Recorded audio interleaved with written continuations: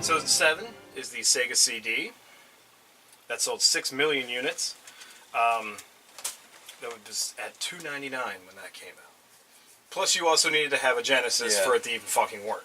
Right. So that is probably why it didn't sell very well. I remember wanting one when it came out, but Well, of course you want one. Doesn't mean you get it. But you know, looking back now, I can't believe they brought it out at that price, which is a standalone console price for something that you needed something else for.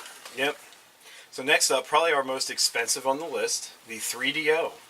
Sold 2 million units and retailed at $700 Jesus on fucking launch day. Christ. So you thought the PS3 was bad when it first launched.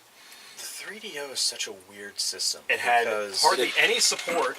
Did it come with a fucking free hand job? No. Surprisingly not. No, I think just Wing Commander. But which was basically a middle finger. No, the 3DO is a really weird system because there's so many different models of it for something that didn't really sell well. Yeah. It's weird because there's the the Gold Star, the Pioneer one, Panasonic. Yep. There was just so many different ones for it. As far as the games go, I mean, there were some decent games for it. It had the definitive version of Super Street Fighter 2 Turbo. Mm-hmm. But other than that, Alone in the Dark, maybe. But like other than, really nothing there. Alone in the Dark. But $700 was just, I mean, you were... Stupid. At the time when that came out, nothing else was above $3 that I know of. You would have to save for a long-ass time.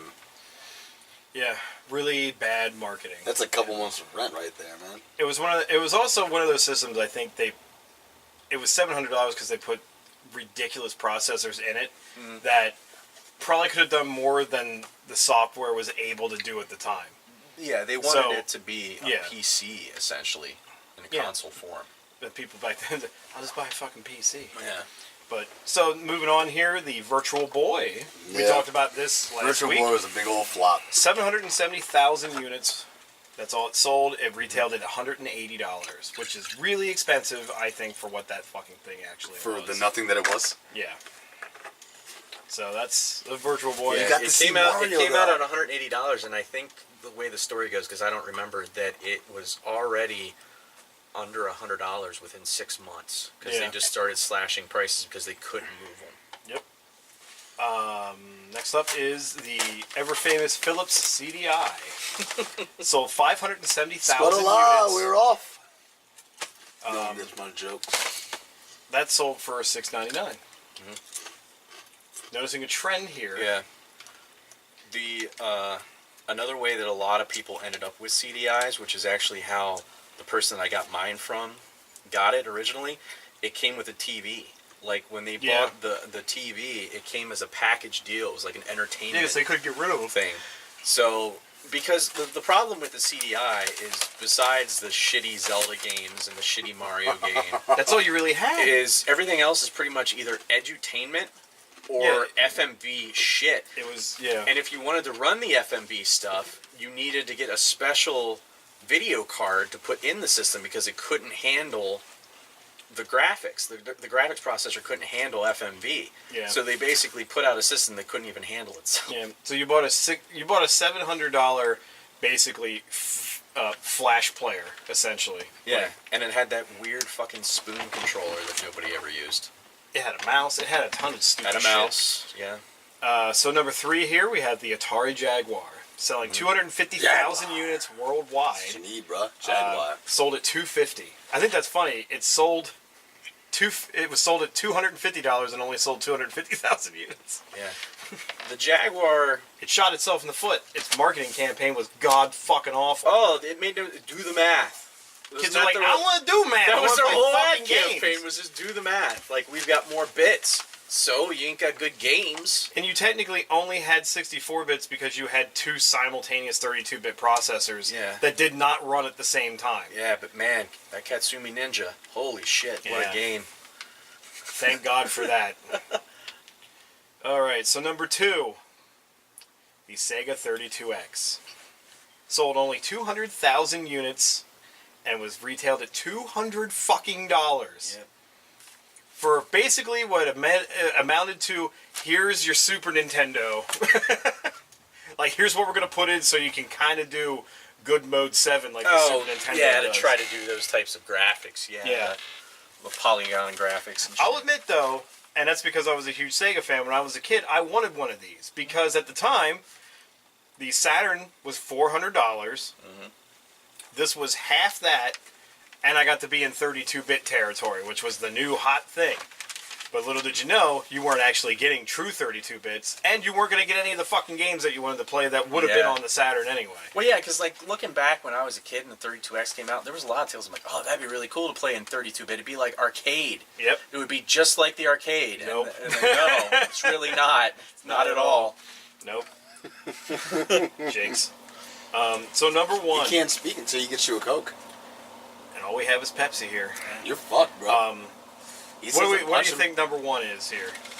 I want to say it's going to be one of the Nintendo handhelds. It might be one of the modified versions of the DS. No. Nope. I don't think you're going to get this one. Atari 7800? Nope. Okay. The Apple Pippin. Oh, the fuck is that? Apple tried to get into the console market back in the late 90s. And everybody was trying. Apple Pippin. It sold only 42,000 units. And that's worldwide. Yeah, I don't know anybody Retailed for $5.99. Throw it away. So all you Apple fanboys out there, they're not infallible. That was a terrible system. It was all white. It looked like a goddamn Tonka toy. Like it was bulky. It looked dumb as shit. What's funny? Like, and it didn't play any. It had no games. It had no games. Like, anytime somebody brings up the Pippin, for some reason I picture the Sega Pico in my head. The weird, ugly blue and purple thing. But, I picture the Hobbit. No, like, for that, like, it suffered. It suffered because it came out at a time where there was no room in the market. And then it had no support. Yeah. It was oversaturated. Essentially, like, they just sold a prototype. Yep. Really bad marketing on Apple's behalf. Now, some other horrible systems that I think of when I think of these like worst selling type things, I think of stuff like the Nokia N-Gage or the Tiger Gamecom. Or you know, the funny thing, like the N-Gage isn't even the worst handheld system that was sold that was a phone. I can't remember the name of it now. Fuck, never mind.